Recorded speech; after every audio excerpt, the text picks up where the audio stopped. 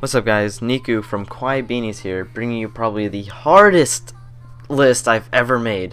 Hardest list. Top 10 freaking anime 2014. It was so difficult that instead of a top 10, I'm making it a top 15. Because I had like almost 50 anime I was trying to pick from that I really enjoyed. And I literally had to go through each season, like winter, fall, winter, spring, summer, fall, in that order to figure out which anime I like the most. And this is literally like the hardest list I've ever made. And I still don't know if this is all that I like, because there's still anime I probably forgot. But anyway, this is the list I've came up with, and this is opinionated. So if you guys disagree or agree, comment below. But anyway, let's get started. And at number 15, we have Engage the Unidentified, and the Japanese name I don't even want to try pronouncing. But what put this anime on the list is the kawaii little sister. Like, she's so funny and so kawaii, and when I look at her, it reminds me of a squirrel or a chipmunk. It's hilarious. But that's basically it. At number 14, we have Inou Battle, which translates to, well, like, the long name is When Supernatural Battles Become Commonplace. Long name. But I really enjoyed this anime. It was really funny, and really, like, if we got powers, I'm pretty sure this is how most people would try to act, like, try to keep it hidden. But yeah, it's a good watch, so just watch it. That's all I gotta say. At number 13, I have an anime that I see everywhere on Tumblr, and when it first came out, it was everywhere. It's Amagi Brilliant Park, and this anime was actually really good. It was better than I expected. I watched the first episode, and it was really funny. And I just watched it and get more into it. It's a really good show. If you haven't watched it, it's definitely a go watch it now, please, because it's really good. Yeah. At number 12, we have Laughing Under the Clouds. This show this is the only show that's gotten me so close that I, like my eyes got teary. It was so, like, just made me want to cry. It was so good, and a good ending. It ended a good way, so yeah. You guys should definitely watch it. At number 11, I have The Wolf Girl and the Black Prince. This show is my, like, favorite slash just why does this happen anime. If that was like a list, that would be at the top. This is one of my favorite shows, and I'm debating on reading the manga. That's my reasoning for it being good. And at number 10, we have Your Lie in April. This one isn't complete, but it's so good. I guarantee if anybody watches this, they will get, like, instantly pulled in. And I honestly thought, like, I wasn't gonna like this at first. I was like, it's a piano anime. What am I gonna like about it? I don't play piano. I play guitar. What is this? Watched it, pulled me in. I was like, oh my god, need more. And now I'm just, like, every week watching this. At number 9, we have one of my personal favorites, Mekaku City Actors, and this caught me by surprise, because I really like the artwork, and that's the only reason why I watched it. And then after I watched it, I was like, this is better than I thought it was gonna be, because it has some of my favorite, like, art design in anime. So I watched it, and then I enjoyed it even more than I thought I was. And at number 8, we have Free, Ethereal Summer, or whatever. I don't know how to say it, but I love Free. Free is one of my favorite anime of all time. I can tell you that much right now. Free is amazing, and if you haven't watched it and think because you think it's gay, it's not. It's awesome.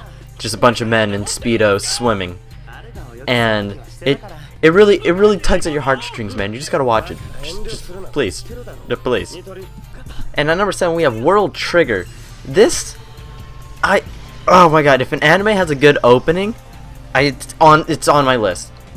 World Trigger had, like, one of my favorite openings of 2014, and then it continues to be actually, like, a really good show. The only thing I don't really like is its artwork, because it's kind of, like, oldish, but it makes it good. It gives you that, like, nostalgic feel when you watch it. It makes you, like, it just puts you in the mood. That's all I gotta say. Number 6 is one of my manga favorites. It's Trinity VII, and I was reading this manga, and when the anime came out, I was like, oh, just gotta read the manga and watch the anime at the same time. And it's really good. It actually stays on track with what the manga is going through, and yeah, it's awesome. It's got some of my favorite genres, romance, supernatural. Actually, number 5, we have the good old Barakamon, about a calligrapher. I think that's how you say it. I'm not sure. Just trying to make it in the big world. Fails epically because punches a man in the face.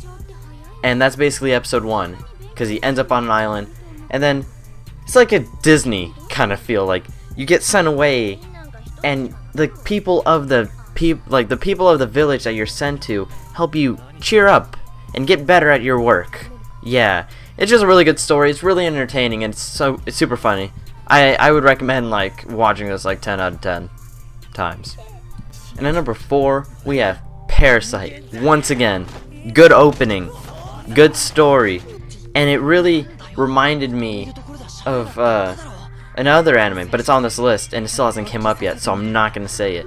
But it has an awesome opening, and the opening reminds me of one of my favorite anime / manga, and it's so good that I started reading the manga and was instantly disappointed because it's set in like the 80s, but it's whatever. I enjoyed both, and Parasyte's still going, and it's really good. If you haven't watched it, you should probably watch it now before it's too late, because people will spoil the mess out of this show.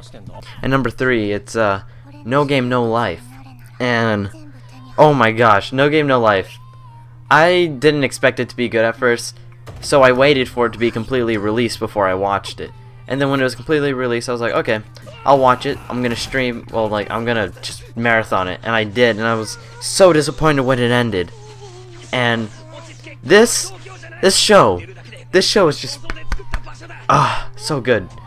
And oh god, I don't even know what to say to this show. It's just, I love this show, and I love Shiro, and god, it's really good. If you like video games or just like gambling, I guess you can say, just watch this show. It's really awesome. Now I know what you're thinking. Nisekoi number 2. What? Nick, this is your favorite anime. Let me just say this now. If I watch the anime then read the manga, an anime basically gets kicked off the anime list and gets sent to the manga list. So Nisekoi is probably my favorite manga, but it's my second favorite anime that came out in 2014. It's weird, but it's true. Nisekoi was, I don't even know how to explain, just Chitoge. That's my reasoning, just Chitoge. Yeah. But anyway, let's go to a whole bunch of honorable mentions, and then to number 1, so you guys can see what beat Nisekoi. So, I don't really talk about honorable mentions, but this is honorable mentions. This is a big list, and I just want to say this now. Just because it's an honorable mention doesn't mean it's below 15. It was, like, a lot of these anime were competing for the top 15 spots, so it wasn't actually like, you know, one of these animes at number 16. They're all like, if I were to make another list minus this 15, they'd be on it. I don't know how to explain it, but yeah. And number 1 is Tokyo Ghoul. This really is number 1 because the opening is good, the artwork is good, the story is good, the manga is good, and the sequel to the manga is good. Everything about this anime, in my opinion, is good, minus the censoring, but it's censoring, so what are you gonna do? But Tokyo Ghoul is one of my favorite stories I've ever heard. Like, it's just my favorite. And, like, I read the manga, and the reason why Season 2 is being so good is because, basically, Season 2 is, like, branching off into a different thing instead of the manga did.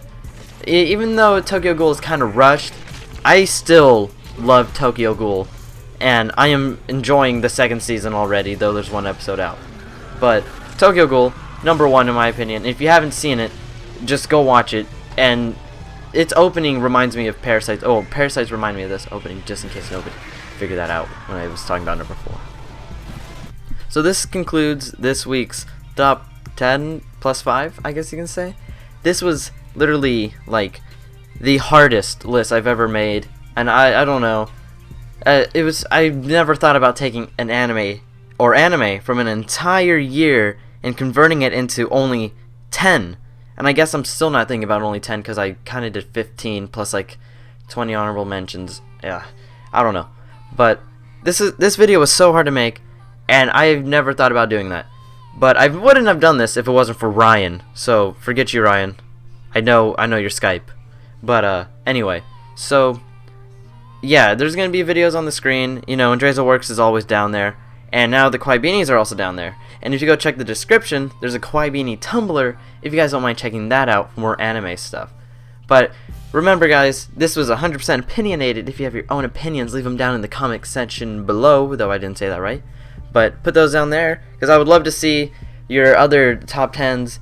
And if I missed one, which I probably did, because it's only an entire year's worth, but yeah, I would really like to see other people's top 10s for a whole entire year. They're really difficult to make. I'm just letting you guys know that now. So, like, comment, subscribe. I'll see you guys next week, and yeah, bye.